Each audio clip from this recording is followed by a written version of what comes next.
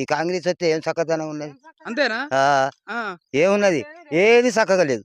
ఉమ్, ఈ ఆడవాళ్ళని మాత్రం మంచితనంగా చేసిండు. ఏదో ఆధార్ కార్డు చేయబట్టికే బస్సులో పోవుడు ఒత్తుడు గాని మేము ఎటు పోయినా డబ్బులే కట్టాలి.